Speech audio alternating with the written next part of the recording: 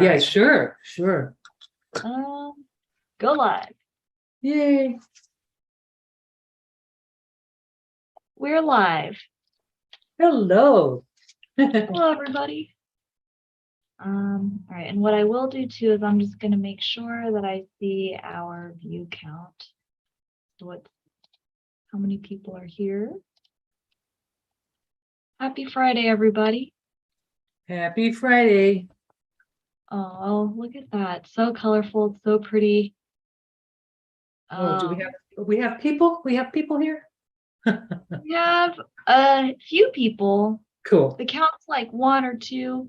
Might be us too. But I think we might as well go ahead and get started since these are like pre-recorded and people can always jump back in. Yeah. But I love what we're looking at in front of us right now. So just a few words quickly to everybody. We're going to be using this video today to show off our brand new Niji Artist Gouache, which is one of our brand new products. We've just been coming out with new ones throughout the summer, and so we're trying to feature the items as they become available on our live streams so that you get to see what they're all about. And this one we're all really excited about. When we previewed it, when we were first starting to develop it, this one is probably the one that got the most excitement. And you'll see why as we go through this video. But our Niji Artist Gouache has 12 colors, as you can see already in the pretties that Karen has on her table. They're super vibrant, saturated colors. They're gorgeous. You can do all kinds of things with them, and you can get these really pretty opaque colors. We say on our packaging that they're great for design and illustration.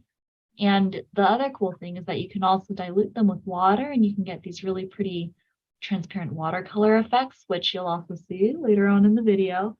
But this is a great set, and I'm sure Karen will do a better job explaining, showing off the features. But you'll see that they come in really beautiful glass jars, super sturdy, really luxurious feeling. And they are glass, I'll be darned. Yeah, it's so nice. I was so impressed by how we were able to come up with that. It looks so good. Ooh. And it has this really nice, sturdy plastic carrying case that has a lid that you can snap on. So it's really sturdy, holds everything in place when you're not using it. And that lid also has little sections so you can even kind of use it as a little bit of a mixing palette. So there's just so many things we love about this. So it's a brand new product, and you can start looking for it in your favorite art supply stores, or if they don't carry it yet, just let them know that you'd love to purchase the Niji Artist Gouache from them so they could go ahead and stock up on it from us. And the retail price is $30.40 for this. So depending on where you shop, that price might be a little bit different. But it's a really great bargain for what you get. You get a lot of color, and you get so many options with this product. It's super versatile, as you will see. So I'll stop there and hand it over to you, Karen. All right, Phoebe, thank you. I'm starting to fall in love with gouache. Now, I didn't think I would be able to because I love transparent watercolor so much, but now I'm seeing why gouache is so beloved and why it's really a wonderful medium. I'm not going to even bring out my transparent watercolors to compare, because pretty much we know with a transparent watercolor how it works. But I want to just kind of explain the properties of this just a little, and the light fastness qualities, because they're not the traditional gouache that you would find in a tube. Okay, so this is a brand, Turner, a Graham, Holbein. They all have, most of the gouache comes in a tube.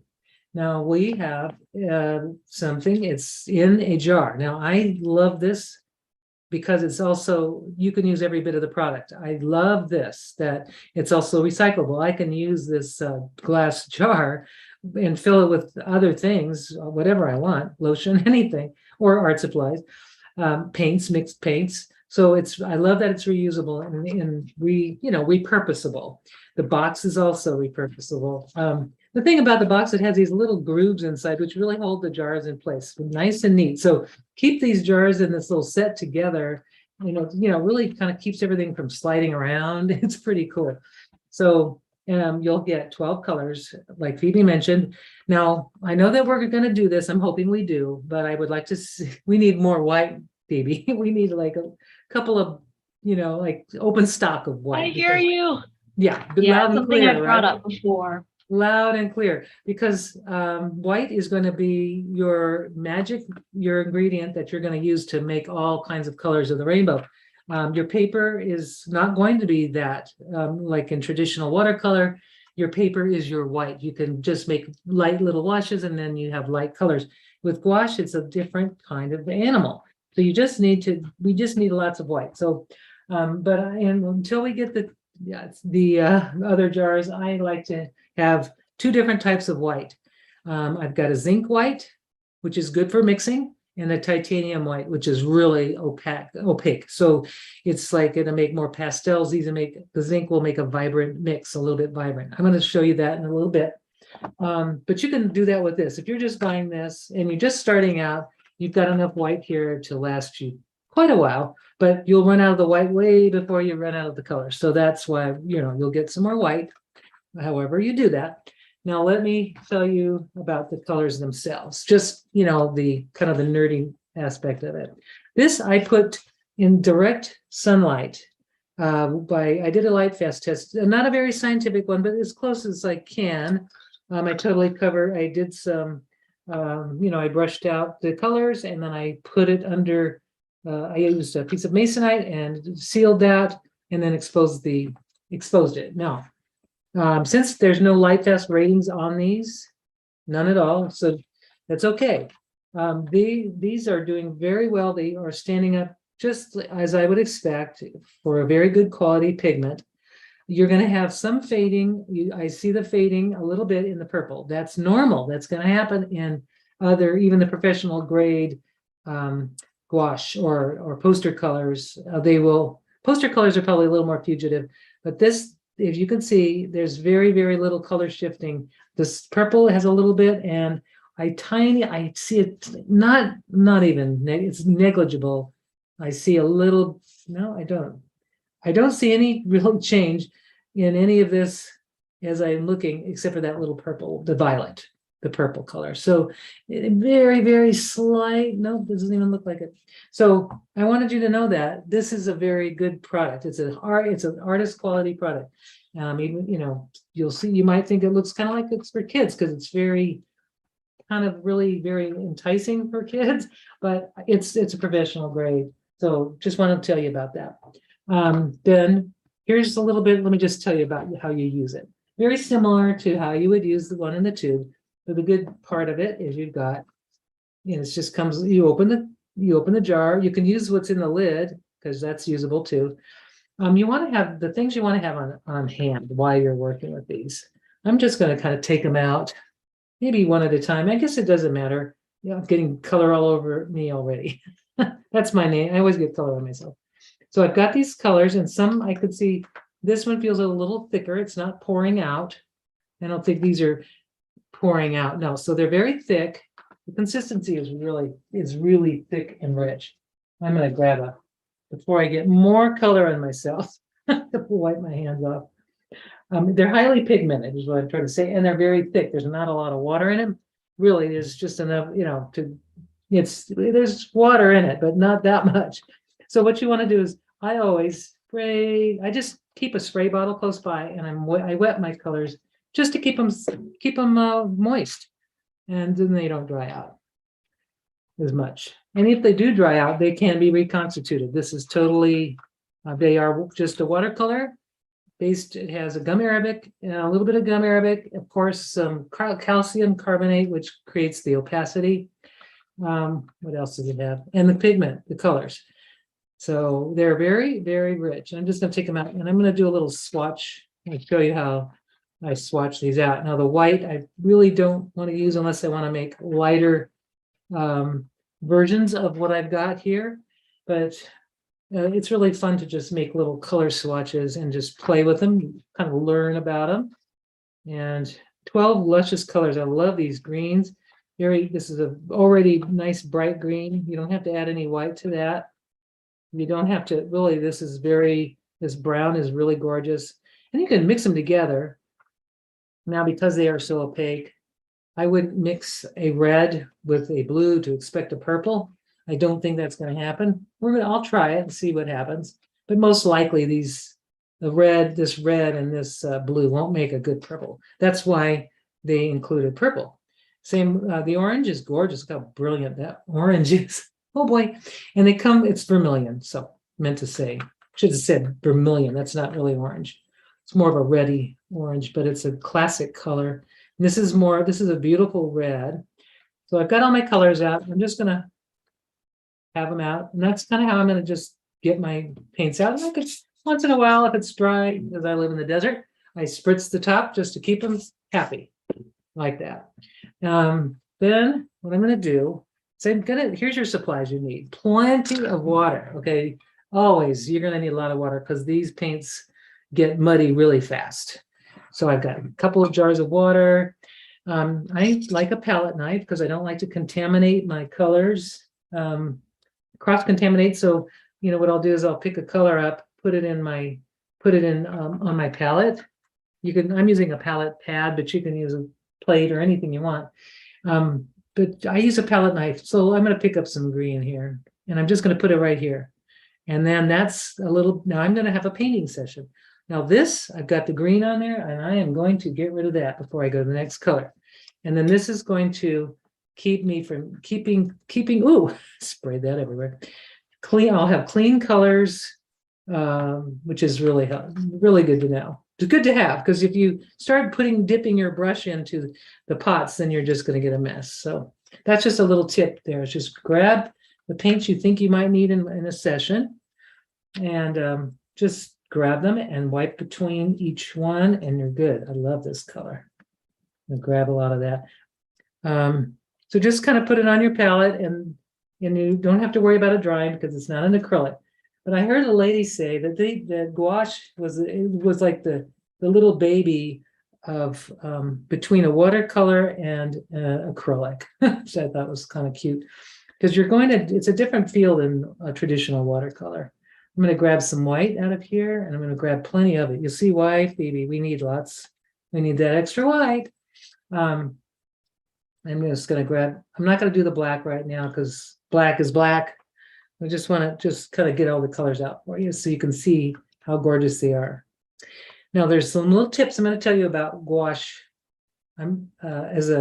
Just different than watercolor and how they are on paper. So I'm just going to give you that tip, and then I'm not going to do a full painting today, but I'm just going to give you hopefully some inspiration so you can try gouache on your own.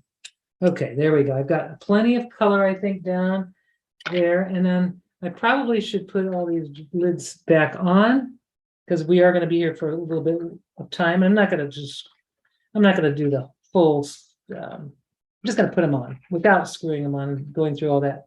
But this is a good way to protect your colors. And I see some of them are just not even, they haven't shifted in I can't tell, I can see, here it is, vermilion. Just look at the top and you can match it, which I didn't realize we have matching little tops. So if you do get them confused, you can just do it like that. So there it is. So I didn't think about that, even though I did the package, I forgot about that. Okay, so now I've got my colors on my palette. Now I'm going to talk to you about how gouache is different. If you don't already know, this is definitely going to be a real basic kind of tutorial or information about these paints. Because I don't think, I think you need to know about that stuff before you start going crazy with the gouache. Now, gouache can be used on all kinds of papers, and I'm going to just talk to you about that. It works really great with cold press watercolor. Like this is a cold press. It's just I think it's B paper. This is a paper I got from India. I'm going to try it on that and see how that looks. It works great on a hot press or a Bristol, like a mixed media paper that has sort of a kind of a tooth to it. I think this is a hot press watercolor. So basically watercolor though is your best surface, watercolor paper. This is a really heavy duty matte hot press watercolor. When you're starting out, I would suggest using cold press because the texture of the cold press paper is going to be more forgiving than the hot press, the smooth. So when you're putting down, when you're first doing it, you want to play with just mixing color. You can mask it off and make a little grid, kind of like here. I did this today. I just took some masking tape and then masked off my little borders and made swatches. And just wanted to see, like this is the red, the straight red, and then I mixed it with titanium white. I didn't mix it with zinc white, so I'm going to see how that, when you mix it with zinc white, it should be a more bright color, not so muted. And I'm going to try that just to see what happens. What I could do is mask off. I'm going to grab a bigger piece since I kind of want to show you all the properties of the colors. So when I'm masking off, I'm just going to take my, this is Nichibon tape, by the way. It's one of my new favorites. It's this really great tape. I think I told you about it last time. It is really awesome. And I hold my eye on it. yeah, it's such great stuff. And it's really gives you a nice sharp line. But so do the washi tapes. This is just basically washi tape. It just doesn't have print on it, which the print can be kind of distracting. And let me find my other tape. I have a roll somewhere. There it is. I have also some really thin masking tape. I think it's the painter's masking tape. I bought it's like, I believe 3M, or I'm not sure 3M. I got this off Amazon. It's just really thin, and I like that it's thin so that you can get nice little thin, sharp little lines. I'm just going to do, I want to for sure get 12 places so that you can see the how nice this paint goes down, or this gouache lays down. And it's just nice looking when you finish it. It's kind of gives you a little container to paint in. And it's great for practicing when you're really learning a new medium. And this would be with watercolor as well. I'm just going to make that a little skinnier. And then I can just thread it across here, maybe do, and I'm not using a ruler, but if I wanted to be really super careful, I would probably do some measuring, maybe measure it so that the lines are even, but I'm not, just kind of trying to go fast for you. All right. So now I've got plenty of little places to do my thing. And let me tell you about brushes too. So I told you about the paper. Now I'm going to talk to you about brushes. So with gouache, I would not recommend the soft watercolor brushes, you know, your real soft, like silver black velvets, or any of these, you know, very soft hairs. I don't think the gouache it won't work very well for that. So you need to have a brush that's on the stiffer side. We've got something coming called fusion brushes, and they're going to be perfect for gouache, by the way, because they're stiffer than your normal brush, you know, watercolor brush. The other ones you can use are like, this is the brush that you could use for acrylics. They have they're longer, so I'm tempted to cut these down so that they don't poke myself in the eye when I'm working. But the stiff synthetic brushes, like this is also an acrylic brush. So you want them a little stiffer. This is a cheap, I don't know, I got this off Amazon, but it's a kind of a stiffer brush. So just stay away from your really nice soft haired watercolor brushes, and just go with the stiffer brushes. Here's a nice one here. Then I'm going to use my fusion brush to show you what I mean. It's a sample, but it's something coming. We're getting it soon, maybe by the end of the year. But this is a great bristle for that. So I'm just kind of, oops, I got some green paint on there. All right, so to keep my paints wet always, just to keep them, I'm just going to do this. It's kind of like, I just want to do that, kind of keep them moist. And I think I probably put too much paint on my palette, so I'm going to probably have to get another palette out, but I'm going to try to mix what I can in here. So I've got my little grid, and I'm going to tell you about how you mix these paints. So water, when you're mixing this, well, it still has paint from my last session here. When you're working with gouache, you notice it's really pasty or kind of thick when it comes out, right? So let me just move this a little bit so you can see. I'm going to use this rust color. And what I'm going to do is I'm mixing it, but I want it to be creamy. I don't want it to be runny, and I don't want it to be too pasty. So when you're mixing it, you just kind of want a creamy, but not dripping. If it drips off your brush, you want it to drip slowly off your brush, if that makes sense. You don't want it too thick at all, but you don't want it so thin. And I'm going to show you a couple of examples of what it looks like when you're not supposed to. I'm going to do that on this. So if I have it too thick, I'm going to show you an example of too thick. When you're putting it on and it's too thick, it's going to kind of go on and it's going to be a little bit, this isn't too bad, but see how it's dry on there? And, it's not a bad, it's kind of going on a little too thick. If you go on too thin, which I'm going to just show you an example of too thin, at least for the traditional gouache. If you, of course, you can thin this, of course, to your heart's desire. That's looking pretty good, actually. But if you go to, you just play with the amount of,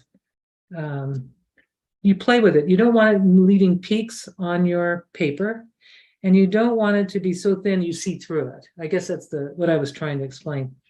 So this is actually a pretty good consistency, really, when I'm looking at it. Now gouache dries very flat, very matte, and it shifts a little bit. It dries a little darker. Instead of watercolor, it dries a little lighter, which is interesting, even though they are watercolor pigments. But it does dry just a little darker, kind of like house paint does, it just goes on a little light and then it sort of deepens. Now, if you keep the paint thin enough on your paper, it soaks into the fibers. If you go too thick, it lays on top of the fibers. So that kind of causes, it makes it harder for you to make layers. So I'm going to let this dry. I'll do another little swatch of it here. It feels like it's the right amount. And this brush is fabulous for laying down this paint. I'm so excited about this. We'll be getting it. And remember, fusion brushes, they're coming. So this, I'm going to just put some brown down because it's already mixed the way I want it to be mixed. I'm just going to put it in straight color, straight on my my watercolor paper, and that is cold press watercolor paper. So that's just a straight out of the tube, no mixing. It is beautiful rust color. Now I'm going to take my palette and a knife because I don't want to dirty my colors or dirty the white. I'm going to take some of my white. I'm going to scoop it over to my rust color. Just going to bring it on over there. And now I'm going to mix, got to get a little water, just a touch, and I'm going to mix it with my rust. This is the white that's coming out of the of our pot there, our little gouache pot. Now it's made a beautiful, really pretty color. I don't know what to call that color, but I'm going to put it right next to, I'm going to put it right here. It's made a very gorgeous, sort of a soft, I don't know, I'm going too thick, so I'm going to pull that off a little bit. You don't want gouache to go too thick on your paper because it will crack. So just a little heads up. It's kind of like it will crack. So just kind of make sure it's not like a big puddle of gouache on your paper. So you can see I've got it, it's on there. Let's see if you can see it, but it's not thick. If it's too thick, it won't be, it's not a good thing. So there's the white, it's like basically 50-50. And I can add some more white. Just going to grab a little bit more. And maybe just take some white here and then maybe mix a little, kind of take that and kind of put my mix in that white I just did. And that dilutes it even more as far as the color. And I'm going to make another swatch of color in there just to see what kind of mixes I can get. Oops, I went over this edge. Uh-oh. So let's see if I can grab, my table spreads out so quickly. I'm just going to grab a little, I'm going to try to pull off some of that color that I put on this one. There we go. You can blend these colors if you want to blend there. And then I'm going to add a little more of that mixture of white just to kind of lighten that up. But thin layers, if you're going to be doing gouache, you do it in thin layers rather than thick. So you can also, so that's just showing you how you can go from your pure straight color to your to lighten it. Just use white. Now if I wanted to tone it with a color, I don't want to do it with an opposite color if I want to dull it, but I'm going to grab a little yellow.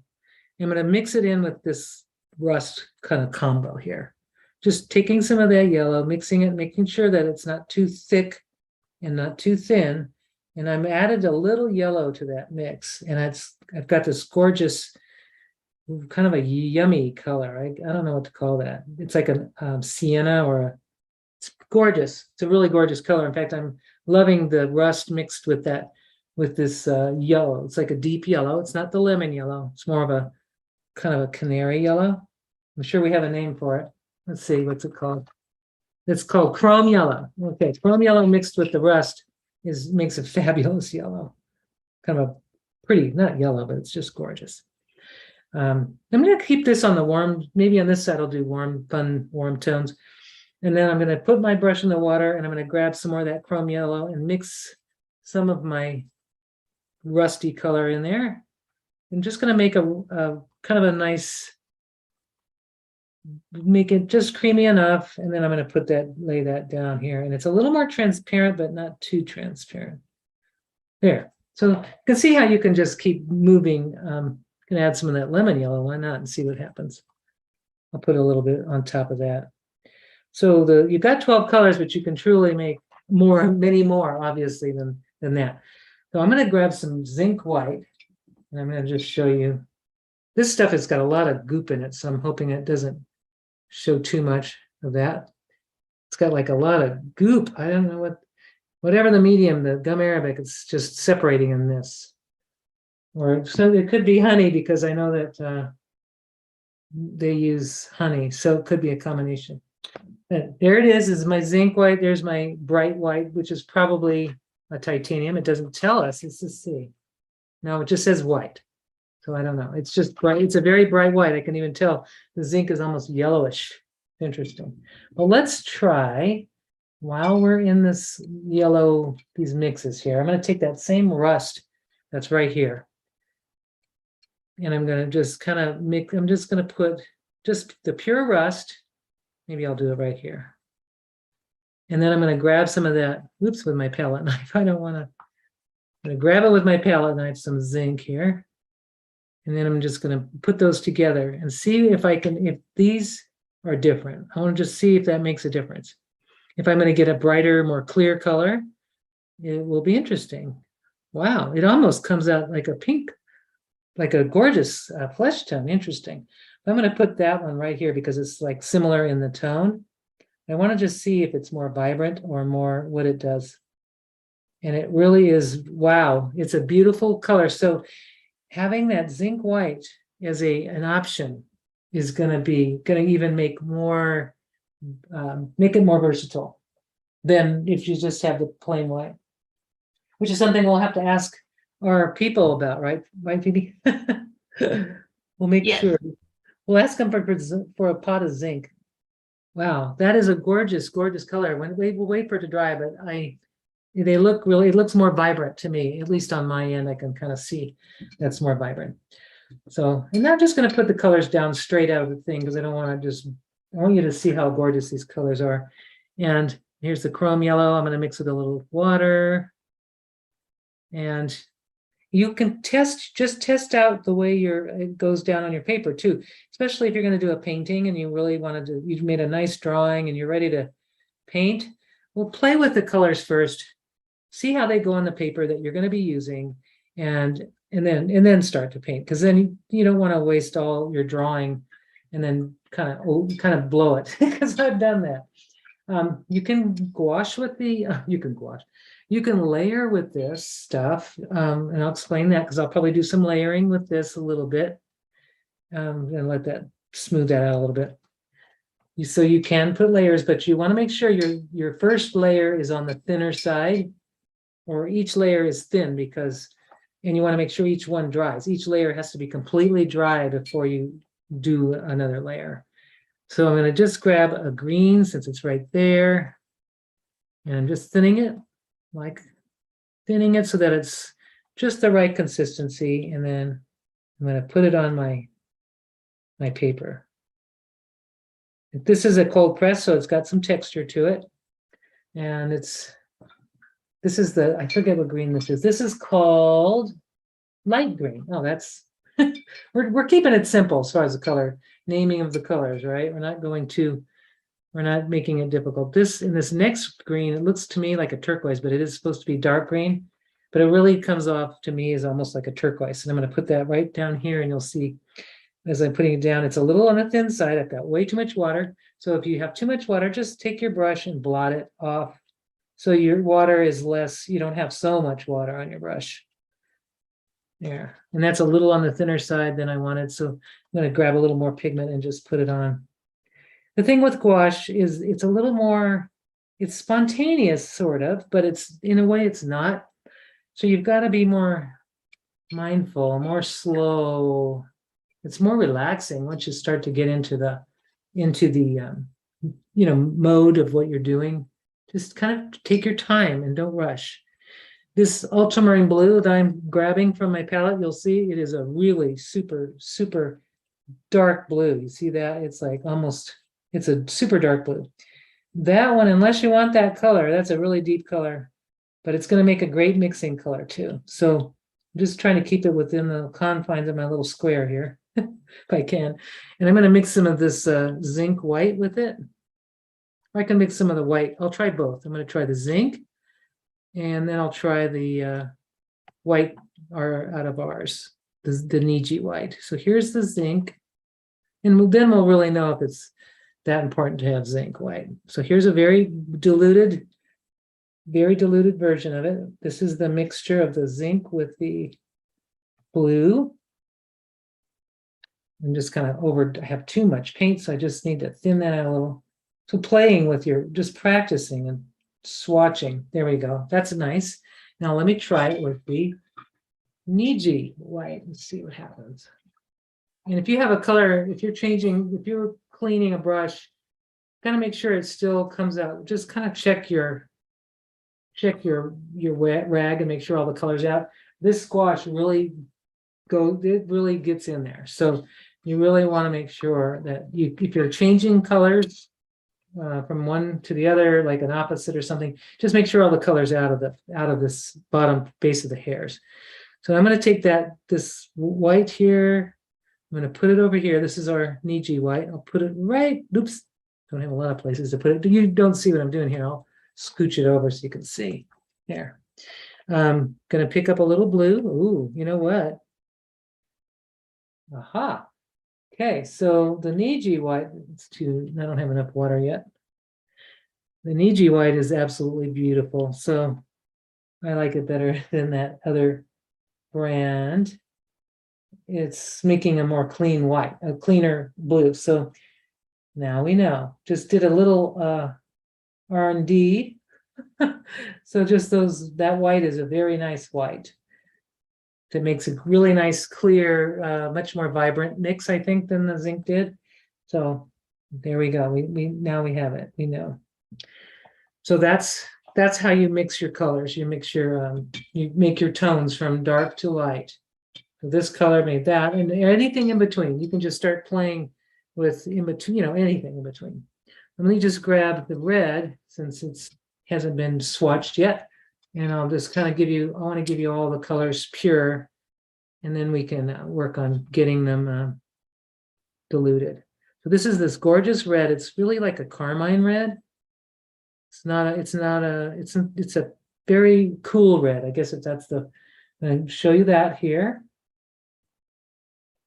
And then I'm going to just show you some layering techniques as well, because there we go. Nice and solid areas here. And I'll hopefully have some time just to show you how I'll use this in a little quick painting. Oops. Karen, Randall, hello Randall from Rudoodle Gang and Zentangle, cool. Awesome. Was asking if since the gouache does reconstitute with water so easily, do you suggest setting paintings with fixatives to seal Okay, one down? yes. Okay, so let me tell you, when you set a painting, if you want to set a painting, you could use something like a workable fixative, a spray. You could use hairspray. You could even use hairspray, but you don't want to brush anything over it. I'm sure that's probably a given, but you wouldn't want to brush anything over, any type of fixative over it. You would just spray it with workable or even permanent, but the workable will probably just do fine. The other thing you can do, here's another thing. Good question, by the way, because there we go. That's the pink. That's kind of a pink, but it's not a bright magenta pink. Just so you know that it's a pink, but it's not a purpley pink. And I'm going to try to get more of a magenta pink by using the violet. We'll see if I can get it. One thing you can do is you can use this. I would suggest, if you want to do this, and you want to keep it matte, because let's see if I can grab my other matte medium. Here we go. I've got two different mattes. One is called Ultra Matte, and the other one's matte. Now, this is the professional grade. Ultra matte is really, really matte, and it's probably not going to alter the sheen. I mean, it's just going to keep it super flat and matte. This may give it a slight shine. I doubt it would give it that much, but so if you want to just add a little medium, but what happens when you do that, of course, is then I'm going to just show you what I mean. I'm going to put a little medium. I'm not going to put it too much because I don't want to ruin the. I mean, once it dries, then it's like plastic, right? It's not going to go anywhere. I'm going to put a little bit of medium, just a touch of that matte medium right there.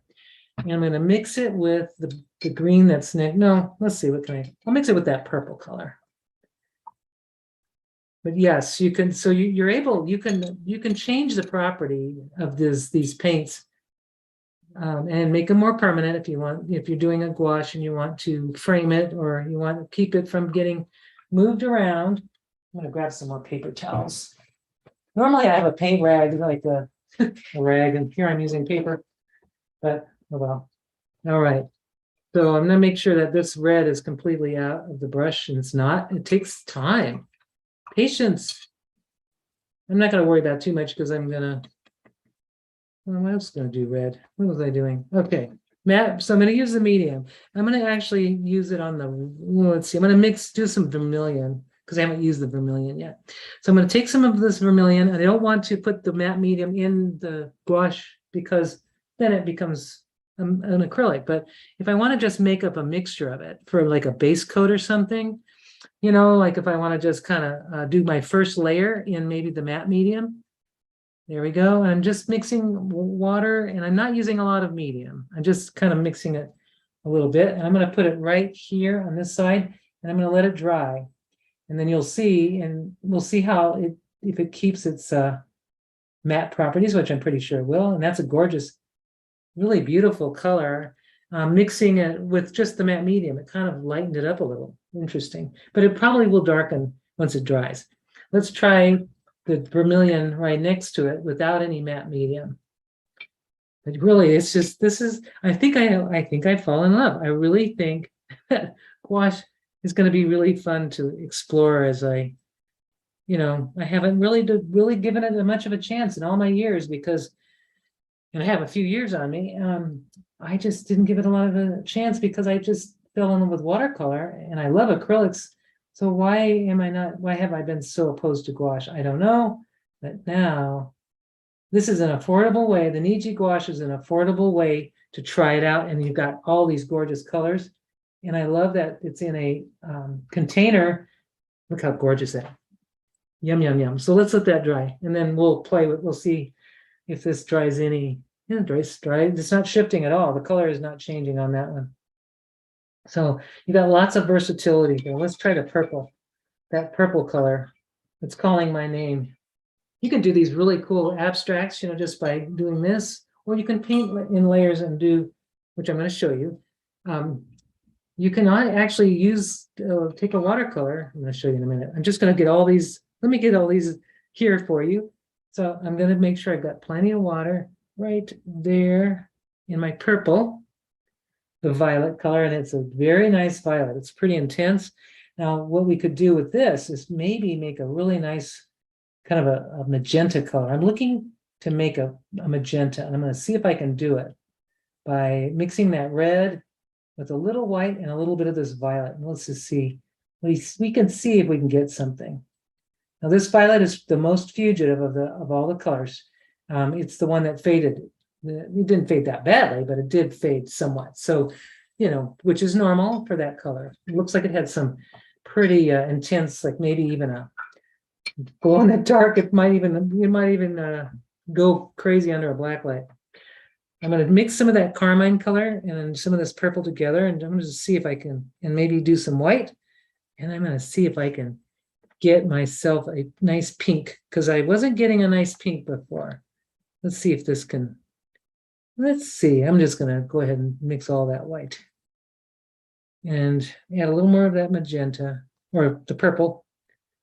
And I'm getting a nicer pink. It's not as peachy looking as the pink that I had mixed over here with just the red. So yes, you can take your violet and kind of dull, yeah, make that a nice, just a nice, more of a pink color. This is like a rose. It's a beautiful color.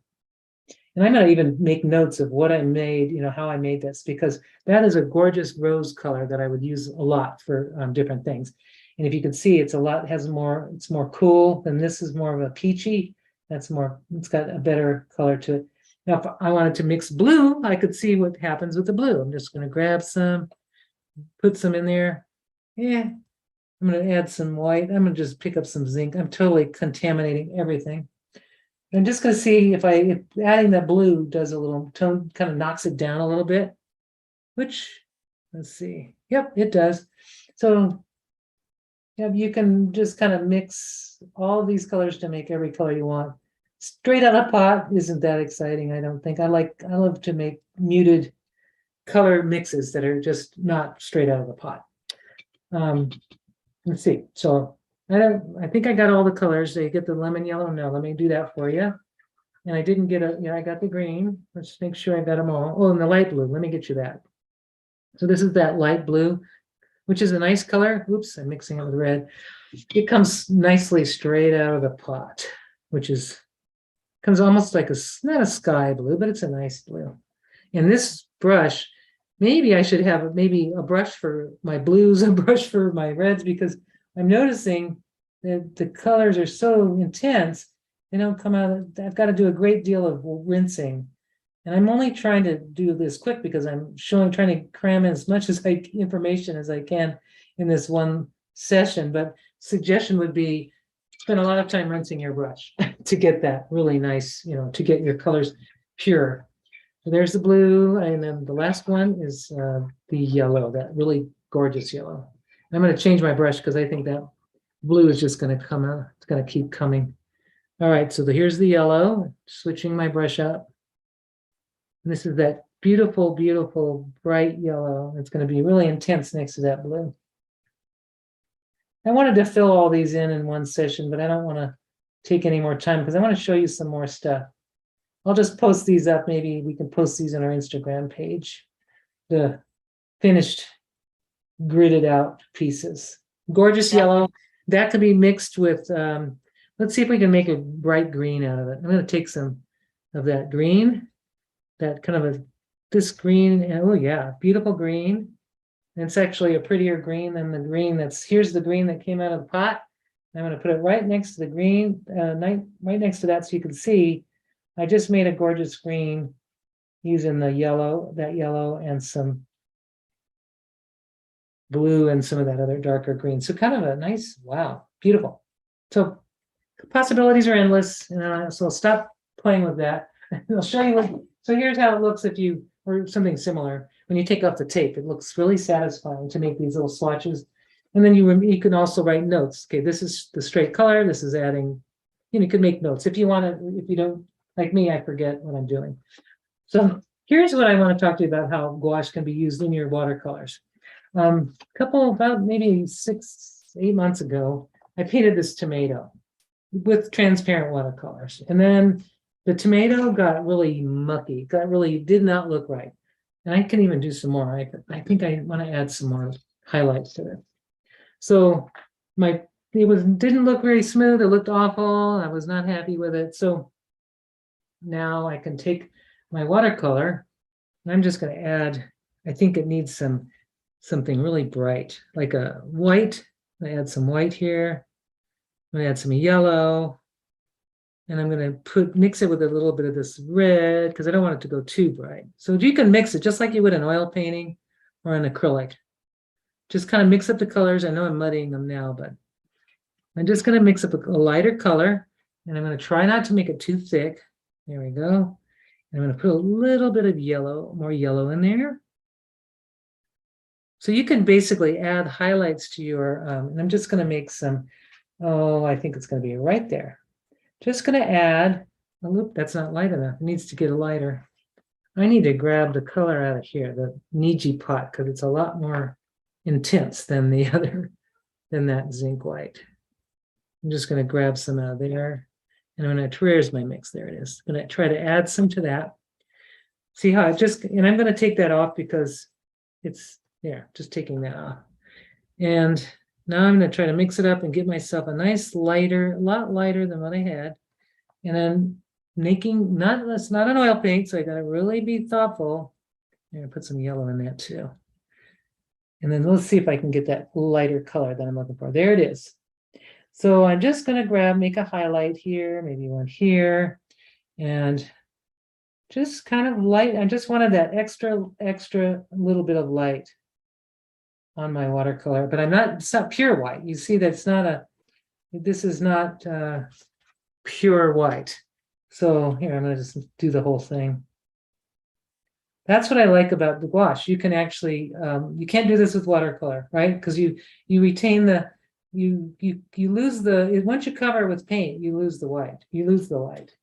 So there's my little highlight on that. I just kind of, I don't know if I like it. That's fine. It works. I'm going to do a little highlight on this and a little bit right there. I'm not even looking at the piece, but it already looks better just by adding that light, that bright. So you can do that. And like this one, I did these landscapes and I totally lost light here, even though it's sunset, but I kind of lost it. So I thought, well, I might as well take this. And this is all transparent watercolors that I got just a little too dark. So now I'm going to take, I see some color that would work. Some of this purple color that I have in here, I think would look beautiful in here. So I'm just going to add, just kind of put a little in there, like there. I'm just going to kind of bring out some of these shapes here. I'm going to let out my cat just a moment. My cat's scratching. Here you go. There you go. So I've got a little, see how it just kind of lightened that up, but I'm kind of mixing the colors. I don't want it too different because it is a sunset. So I'm just trying to just bring out maybe some lines of the mountains or some wigglies or whatever, just some detail that I had lost in my there we go, just like that. So I could just kind of gently start to alter my colors and add. Here we go. And I love that. I think that's fun. I'm able to bring back some of the shapes. I'm going to do this too. And some highlights. I can do that. So that's with the mountains. So I've just kind of created some new little kind of a little bit more contrast that was there. It was lost. I totally had lost it. I'm just going to put some here. And then I see here where it might be a mixture of browns because my purple mountains. And now I'm going to add some of that rust color that I had made. Just not too much, but little. I live in the desert. We have red dirt. So I'm going to just kind of do a little bit of red here and there. And I'll just kind of pop in little bits here and there. And just kind of create like a landscape. So you can see I'm just picking it up and I'm not looking at the landscape. I wish I had it in front of me. I forgot what it looked like, but there it is. Just kind of have to use my memory, I guess. But this is a way to bring back light. So the same with this little cactus. I'm going to grab a little bit of green. I don't want to be too obvious here, but that's kind of a brown green color.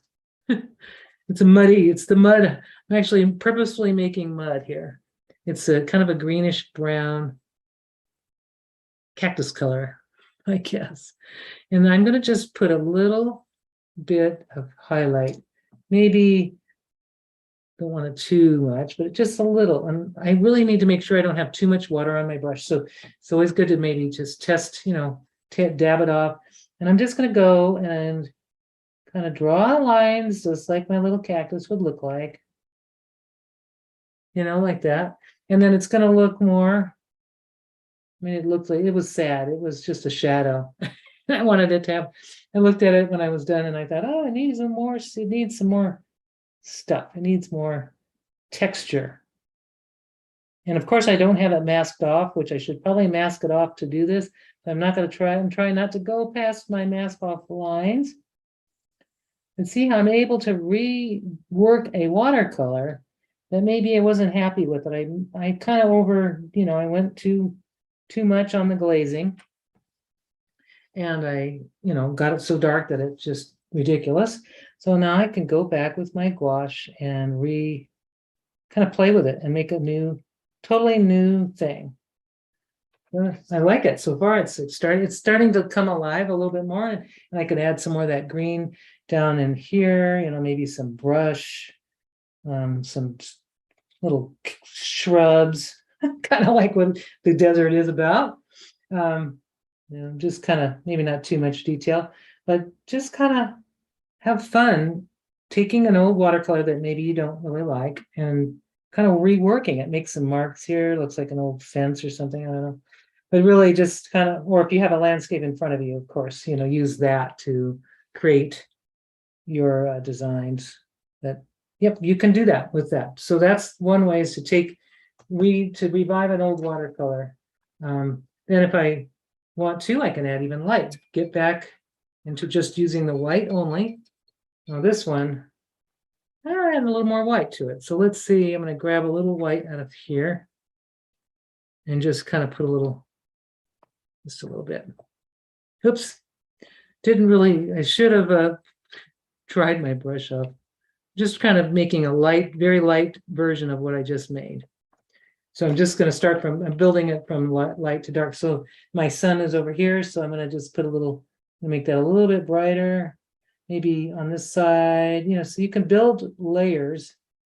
Oops, there you go. Yeah, just kind of giving it that, I don't know, sort of reflective quality here. Let's see, the sun's over here. There you go, underneath like that. So now it's kind of got some more roundness to it a little bit. And I'm going to do the same thing with my little bits and pieces out here. Just kind of start pulling out light and then doing it with color, like maybe up here, maybe adding some little marks just to give it the impression of rocks or something maybe.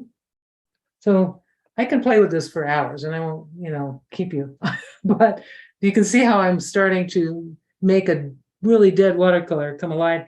And this I couldn't get with the gouache, right? This is a wet into wet watercolor wash, traditional watercolors. So now I'm just going to build from there with the gouache. So that's a way you can work with these gouache, with this stuff. You can do the same.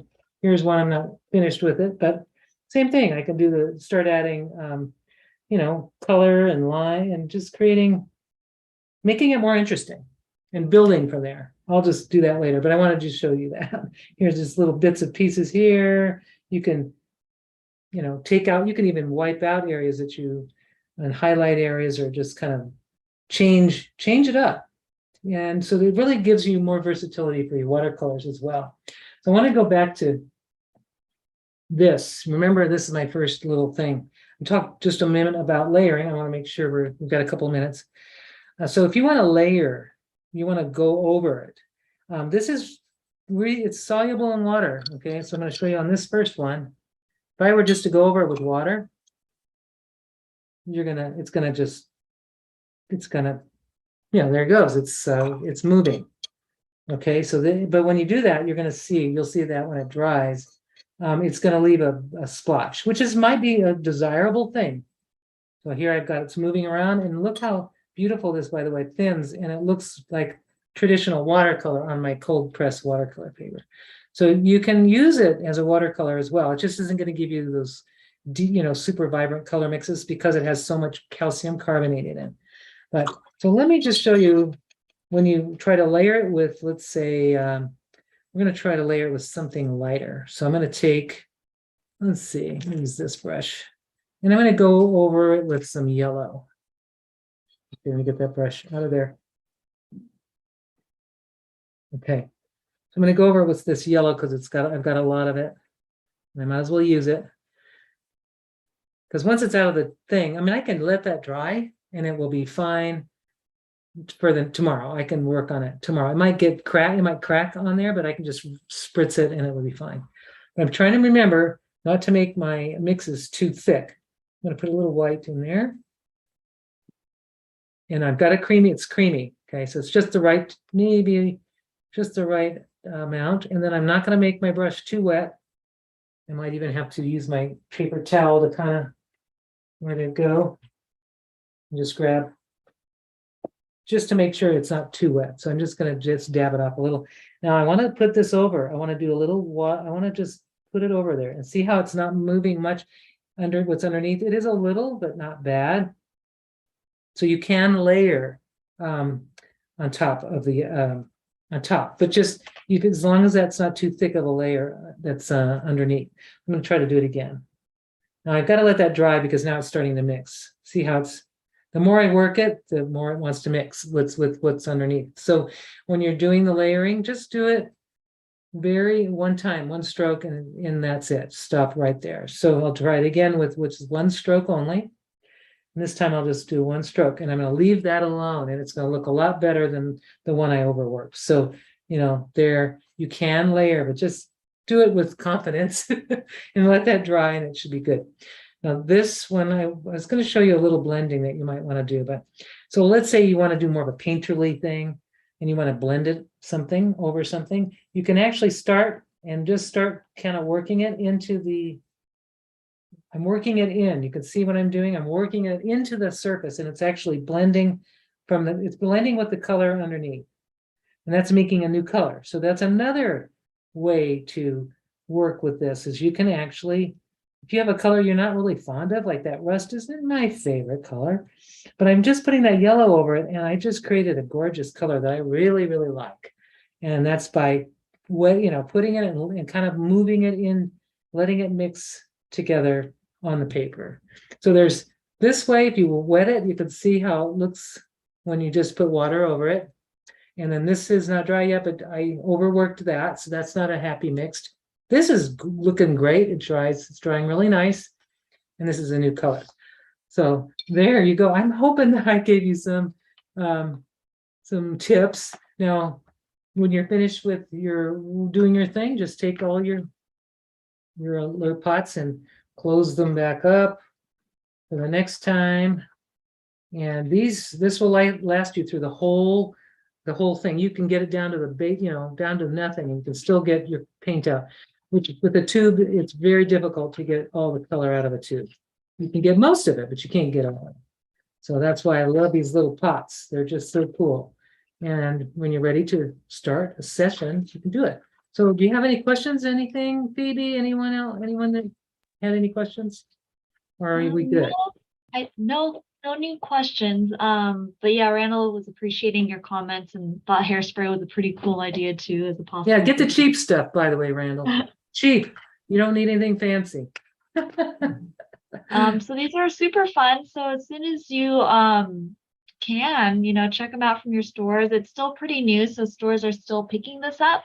Ask for it. Yeah, just ask them for it. Yeah. Most stores know who we are and could just email or call us to place an order to stock up on these. And what's the item number? I forgot. Let's see. I'm gonna look. These Item are number. SKU number NAG12. That's the promo SKU, so it might be different from where you're shopping from.